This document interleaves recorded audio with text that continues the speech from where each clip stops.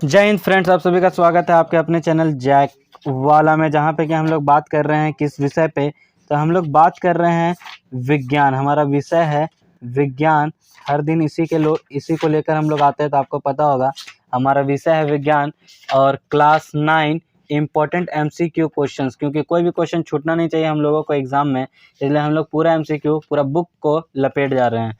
Chapter हमारा है 5 और हम लोग बाइलिंगुअल चलते हैं, हिंदी प्लस इंग्लिश। चैप्टर हमारा नाम था चैप्टर 5 का जीवन के मौलिक इकाई।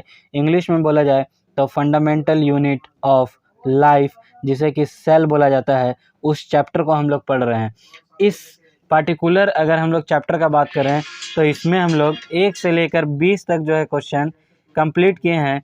आज 21 नंबर क्वेश्चन से हम लोग आगे पढ़ना स्टार्ट करेंगे और हमारी गाड़ी कहाँ तक जाती है वो समय के साथ पता चलेगा। अब 21 नंबर क्वेश्चन का अगर हम लोग बात करें तो 21 नंबर क्वेश्चन हम लोगों को स्क्रीन के ऊपर दिख रहा होगा और 21 नंबर क्वेश्चन कहता है कोशिकाओं की सूक्ष्म संरचना किस यंत्र के द्वारा देखी जाती है या जा सकती है।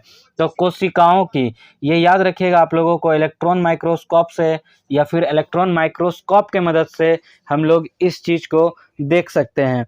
उसके बाद आते हैं अगले प्रश्न की ओर और अगला प्रश्न आपको आपके स्क्रीन पे दिख रहा होगा। कहता है कोशिका सिद्धांत का प्रतिपादन किसने किया था। कोशिका सिद्धांत तो ये बताए थे स्लीडन एंड श्वान। उसके बाद आते हैं हम लोग अगला प्रश्न की ओर और अगला प्रश्न हमारा स्क्रीन के ऊपर आप लोगों को दिख रहा होगा। अगला प्रश्न कहता है प्रत्येक सजीव कोशिका में निम्नलिखित में कौन निश्चित रूप से पाया जाता है। तो कौन निश्चित रूप से पाया जाएगा, वो है राइबोसोम। राइबोसोम अगर वो सजीव कोशिका है तो उसमें निश्चित रूप से पाया जाएगा। उसके बाद आते हैं हम लोग प्रश्न संख्या 24 और प्रश्न संख्या 24 कहता है अंतःप्रद्रव्य जालिका निम्नलिखित में किस क्रिया से संबंधित है। तो किस क्रिया से संबंधित है, तो वो प्रोटीन निर्माणाधीन रूपांतरण से भी संबंधित है, वसा का निर्माण से भी संबंधित है, अंतः कोशिकीय परिवहन से भी संबंधित है। इस कारण से इसका ऑप्शन हो जाएगा डी, इनमें से सभी। उसके बाद आते हैं हम लोग अगले प्रश्न की ओर और अगला प्रश्न हमारा है प्रश्न संख्या 25। कहता है इनमें से किस सजीव कोशिका में केंद्रक नहीं पाया जाता। सजीव कोशिका और उसमें केंद्रक नहीं होना चाहिए, तो ऐसा कौन है, तो चालली कोशिकाएं। चालली कोशिकाएं में आप देखिएगा तो केंद्रक नहीं होता है और साथ ही साथ ये सजीव है। उसके बाद आते हैं हम लोग प्रश्न संख्या 26 की ओर और प्रश्न संख्या 26 है समुद्र का जल समुद्र जंतुओं के तुलना में होता है। समुद्र का जल समुद्र जंतुओं के तुलना में क्या होता है, तो ये हाइप्रोटोनिक और हाइपोटोनिक, मतलब हाइपरटोनिक और हाइपोटोनिक का बात कर रहा है। ये आइसोटोनिक नहीं हो सकता है। इसका मतलब ये है, हम लोग सब देखे होंगे, इस तरह से एक ग्लास लिए, उसमें किशमिश डालें और पानी भर दिए। सुबह जब उठ के देखते हैं तो ये जो किशमिश है ये पूरा फूला हुआ दिखता है, मतलब इसके अंदर पानी घुस गया। इसी चीज़ को हम लोग हाइपोटोनिक, और कभी इससे पानी बाहर आ गया तो उसको हाइपोटोनिक बोलते हैं। तो हाइपरटोनिक हाइपोटोनिक यही है। ये हम लोग सीधा बोलते हैं कंसंट्रेशन बढ़ जाना और घट जाना। तो डी ऑप्शन में दिया हुआ ए एंड बी, यही होगा इसका सही उत्तर। उसके बाद आते हैं प्रश्न संख्या 27 की ओर और प्रश्न संख्या 27 कहता है डैश में या फिर पर वसा का संश्लेषण होता है। तो वसा का संश्लेषण कहाँ पे होगा, तो ये होता है इंडोप्लाज्मिक रेक्टिकुलम में। चूँकि इंडोप्लाज्मिक में भी यहाँ क्लियर किया है कि स्मूथ इंडोप्लाज्मिक रेक्टिकुलम और रफ इंडोप्लाज्मिक रेक्टिकुलम, तो याद रखिएगा ये स्मूथ में होता है। जो वसा का संश्लेषण है ये smooth endoplasmic reticulum, smooth endoplasmic reticulum में होगा।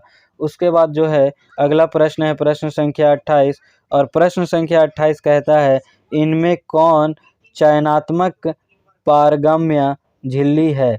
मतलब चुन चुन कर बाहर भेजेगा। जैसे मान लीजिए यहाँ पे हम लोग लगा दिए हैं पर्दा, तो ये चुन के किसी चीज़ को अंदर आने देता है, उसी को हम लोग बोलते हैं सेलेक्टिवली परमेवियल मेम्ब्रेन। वही है चयनात्मक पारगम्य। तो ये जो है आपका हो जाता है कोशिका झिल्ली। इसका सही उत्तर है कोशिका झिल्ली।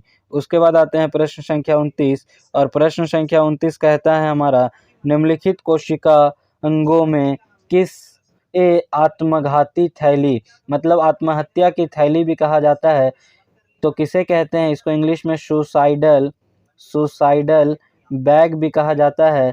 और ये चीज़ हम लोग किसको बोलते हैं?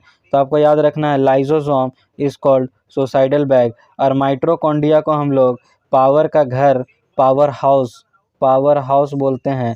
ये आपको याद रखना है। अगला प्रश्न है प्रश्न संख्या 30 जो कि आपके स्क्रीन पे दिख रहा होगा। पौधों में गैसों का आदान प्रदान किस क्रिया द्वारा होता है? गैसों का आदान प्रदान पौधों में किस क्रिया द्वारा होता है? तो वो होता है विशरण। तो इसका सही उत्तर है विशरण। उसके बाद आते हैं प्रश्न संख्या 31 की ओर और ये रहा हमारे स्क्रीन के ऊपर फिटेड 31 नंबर प्रश्न। और प्रश्न 31 नंबर कहता है जब किसी जीवित कोशिका को अतिपराशरी विलयन में डाला जाए तो क्या होगा? तो कोशिका संकुचित हो जाएगी। ये याद रखना है, कोशिका संकुचित मतलब सिकुड़ जाएगी। उसके बाद है अगला प्रश्न है प्रश्न संख्या 32 और ये कहता है पौधों के मूल द्वारा जल का अवशोषण किस क्रिया द्वारा होता है? जल का अवशोषण किस क्रिया द्वारा होता है? तो प्रसरण इंडोसाइटोसिस के द्वारा होता है। ये याद रखना है। अगला प्रश्न संख्या 33 और प्रश्न संख्या 33 जो है हमारा वो कहता है निम्नलिखित में कौन सा गुण प्लाज्मा झिल्ली में पाया जाता है?